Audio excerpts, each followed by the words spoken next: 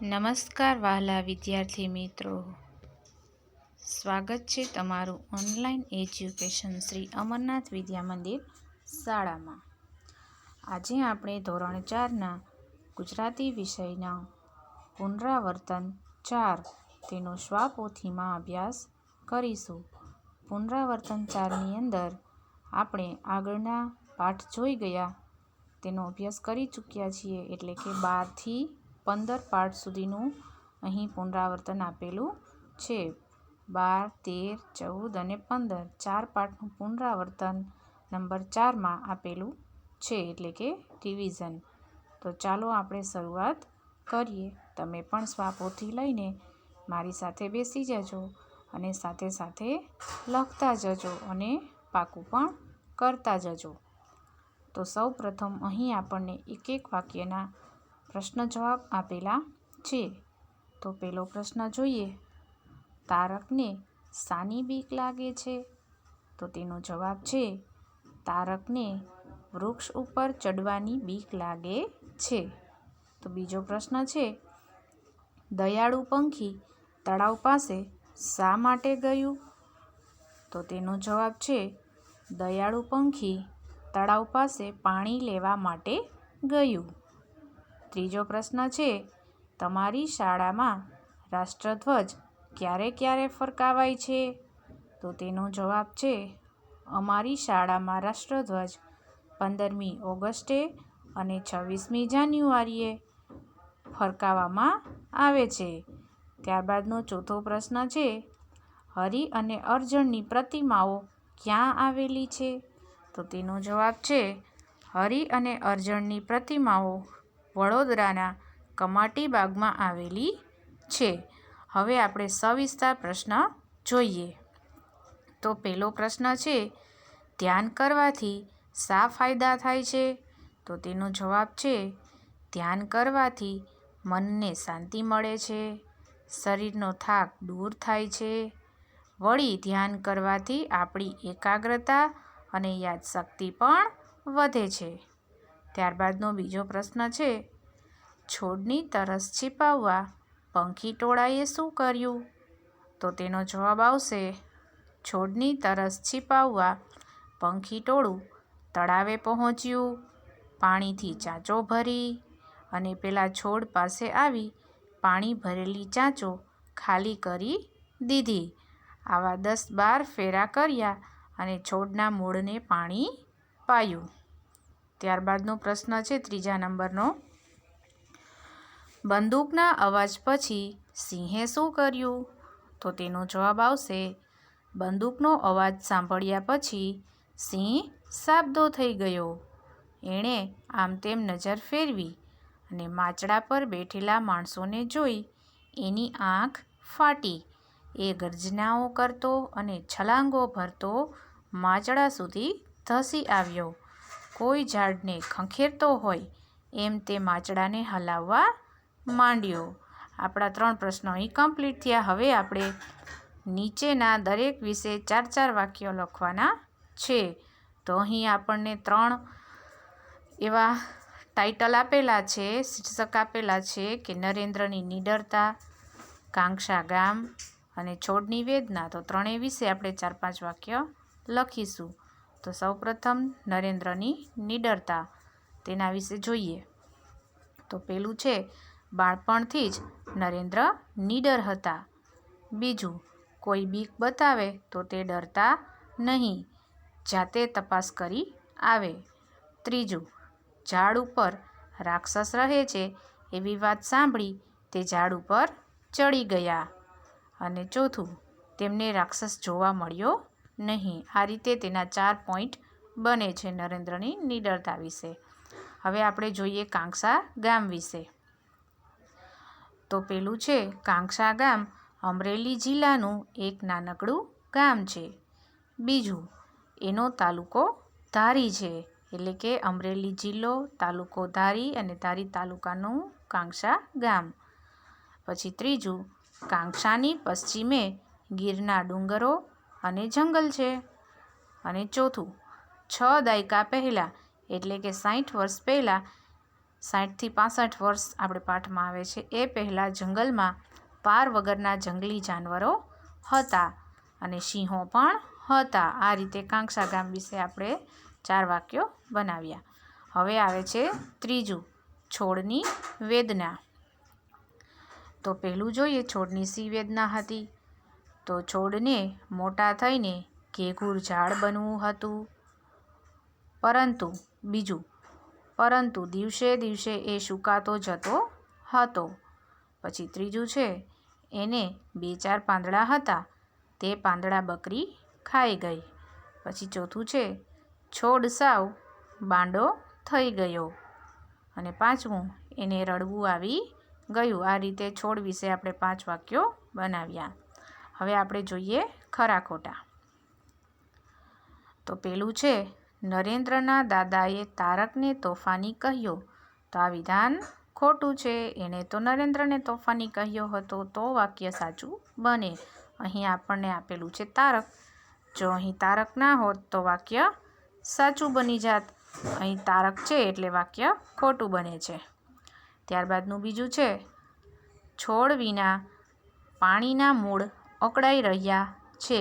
તો તમે ધ્યાનપૂર્વક સાંભળો અને સમજો તો તમને સમજાઈ જશે કે છોડ વિના પાણીના મૂળ, પાણીને ક્યાંય મૂળ હોય નહીં. એ રીતે અહીં આ વાક્ય ખોટું બને છે. અહીં પાણીના મૂળ આપેલા છે, પાણીના મૂળ નહીં પણ છોડના મૂળ પાણી વિના અકળાઈ રહ્યા હતા, એટલે આ વિધાન પણ ખોટું છે. ત્યારબાદનું ત્રીજું છે, બચુડો સોટી લઈને સૈનિક રમે છે. તો આ વિધાન બિલકુલ સાચું છે. પછી ચોથું, સયાજી બાગ અત્યારે કમાટી બાગ તરીકે ઓળખાય છે. તો આ વિધાન પણ ખોટું છે, કારણ કે સયાજી બાગ અત્યારે કમાટી બાગ તરીકે નથી ઓળખાતો, પણ કમાટી બાગ છે એ અત્યારે સયાજી બાગ તરીકે ઓળખાય છે. બરાબર, આ રીતે વાક્ય બને. કમાટી બાગ અત્યારે સયાજી બાગ તરીકે ઓળખાય છે એમ કહીએ તો સાચું, અને સયાજી બાગ અહીંયા આપેલું છે એટલે સયાજી બાગ ન આવે. સયાજી બાગ અત્યારે કમાટી બાગ તરીકે ઓળખાય છે એવું લખેલું છે, એટલે આ વિધાન ખોટું છે. બરાબર, હવે આપણે આગળ જોઈએ.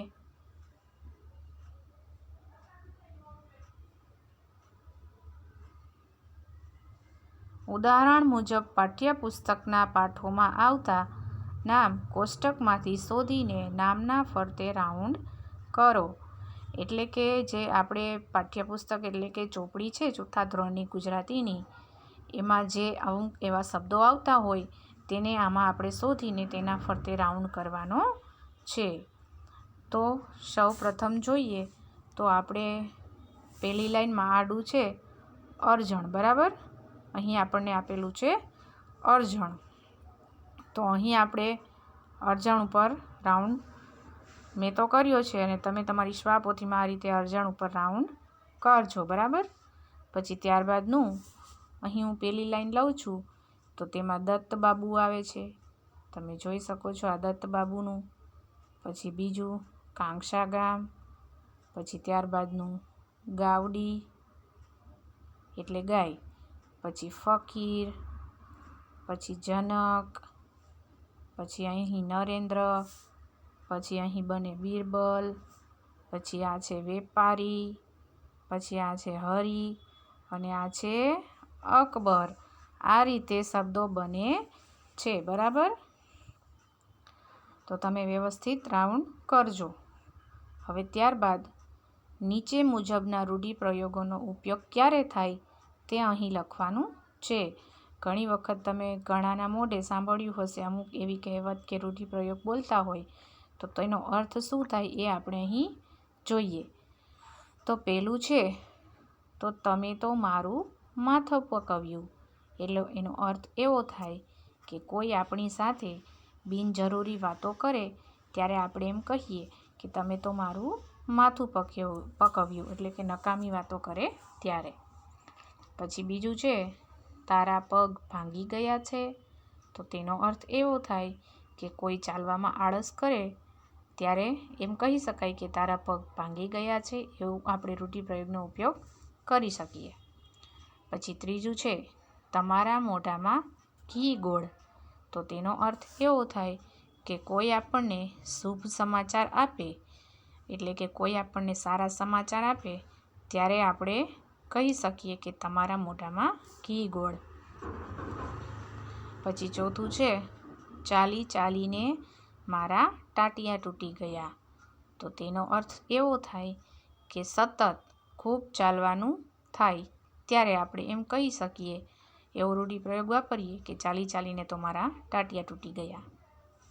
પછી આવા રૂઢિપ્રયોગના ઉપયોગવાળા વાક્યો તમારે બનાવવાના, એટલે કે મેં તો બનાવી લીધા છે, હવે તમારે માત્ર તેમાંથી લખી અને વાંચવાના છે ને યાદ રાખવાના છે. તો હું એવા બીજા પણ રૂઢિપ્રયોગ 4 લખ્યા છે, એ તમે સાંભળજો ધ્યાનપૂર્વક. તો તેને સમજાવતા મારે નાકે દમ આવ્યો, પેલું છે. પછી બીજું, પ્રવાસે જવાની સંમતિ મળતા તેને પગે પાંખો ફૂટી, એટલે કે તે તો ખૂબ આનંદમાં આવી ગયા, એનો અર્થ એવો. પછી ત્રીજું, કેમ કંઈ બોલતા નથી, તમારા મોઢામાં મગ ભર્યા છે. કોઈ વ્યક્તિ કાંઈ બોલે નહીં તો આપણે એમ રૂઢિપ્રયોગ એવો વાપરીને તેને કહી શકીએ કે તમારા મોઢામાં મગ ભર્યા છે. પછી ચોથું છે, માએ પેટે પાટા બાંધીને દીકરાને ભણાવ્યો. તો તેનો અર્થ એવો થાય કે ખૂબ સખત પરિશ્રમ મહેનત કરી અને તેને દીકરાને ભણાવ્યો. પછી ત્યારબાદનું ખાલી જગ્યાઓ છે, આપેલા શબ્દોના યોગ્ય ફેરફાર કરી ખાલી જગ્યા પૂરો.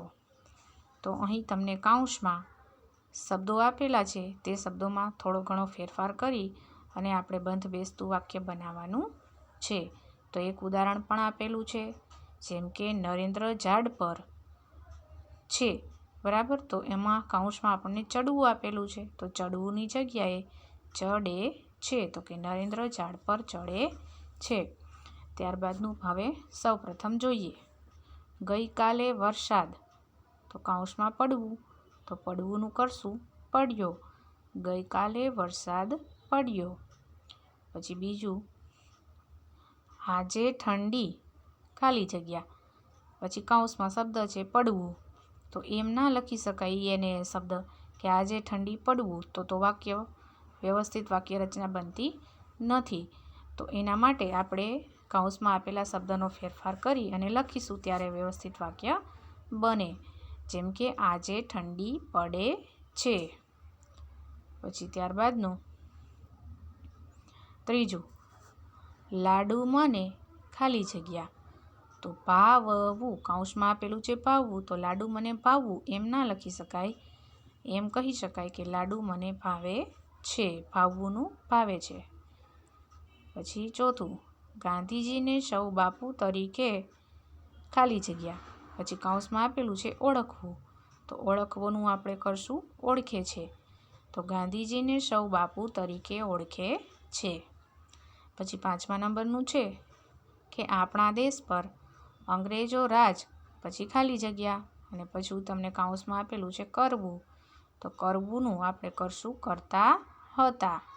આપણા દેશ પર અંગ્રેજો રાજ કરતા હતા, આ રીતે વાક્ય બનશે. તો અહીં આપણે આ સ્વાપોથીમાં આખું આ જે પુનરાવર્તન 4 છે એ પૂરું કર્યું. તમે સ્વાપોથીમાં સારા અક્ષરે ઉતારી અને પાકું કરજો. હવે આપણે એક નવા જ પાઠ સાથે મળીશું. આભાર.